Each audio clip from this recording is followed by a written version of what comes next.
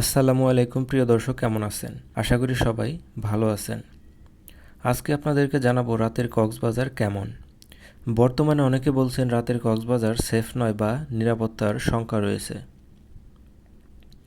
আজকে আপনাদেরকে জানাবো আসলেই রাতের কক্সবাজার পর্যটকদের জন্য সেফ নাকি নিরাপত্তা ঝুঁকি রয়েছে।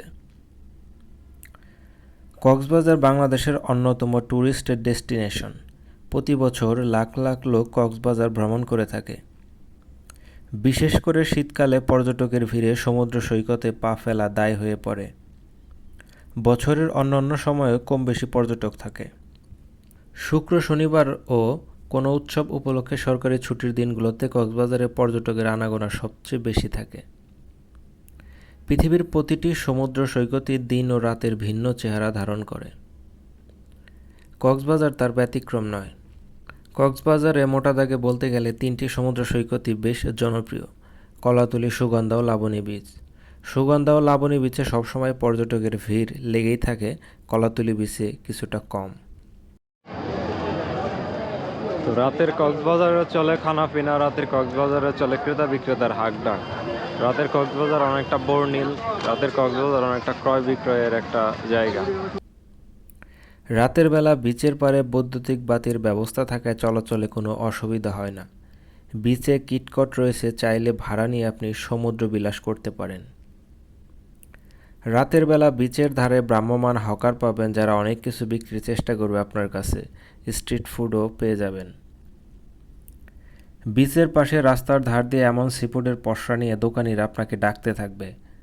আপনার ইচ্ছে হলে পছন্দমতো মাছ দরদাম করে ফ্রাই কিংবা বারবিকিউ করে খেতে পারেন, তবে একটু যাচাই বাছাই না করে কিনলে ঠকে যাওয়ার সম্ভাবনা রয়েছে। দুনিয়ার সকল পর্যটন এলাকায় জিনিসপত্রের দাম বেশি হয়ে থাকে। বিক্রেতা আপনার কাছে আকাশচুম্বী দামও চাইতে পারে, তাই কেনার সময় ভালোভাবে দরদাম করে নেওয়াটাই বুদ্ধিমানের কাজ হবে।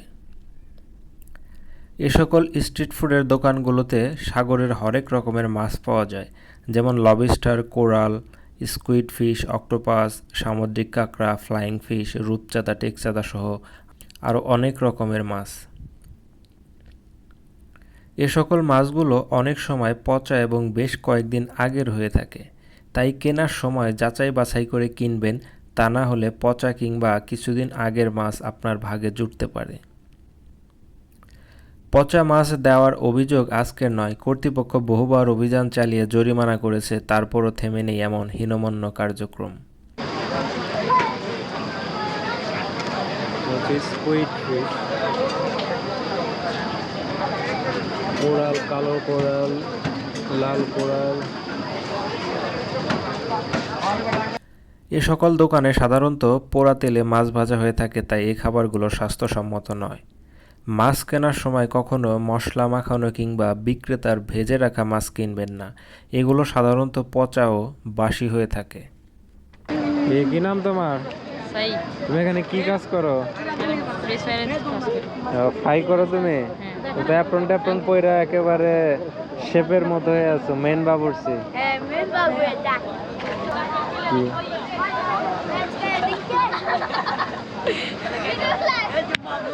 এই যে উনি ক্যামেরা দেখে বেশ খুশি। উনি বেদেন না, উনি মানে কি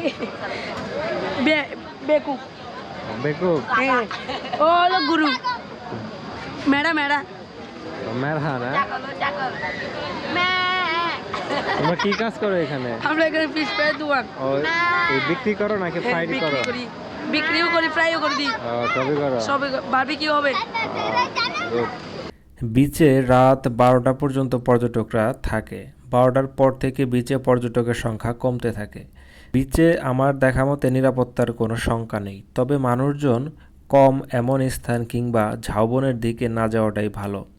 দুষ্টু লোক সবখানেই কম বেশি থাকে। রাস্তাঘাট কিংবা হোটেলে যাতায়াতে কোনো নিরাপত্তা ঘাটতি নেই। পর্যটকরা অবাধে সবখানেই বিচরণ করতে পারে।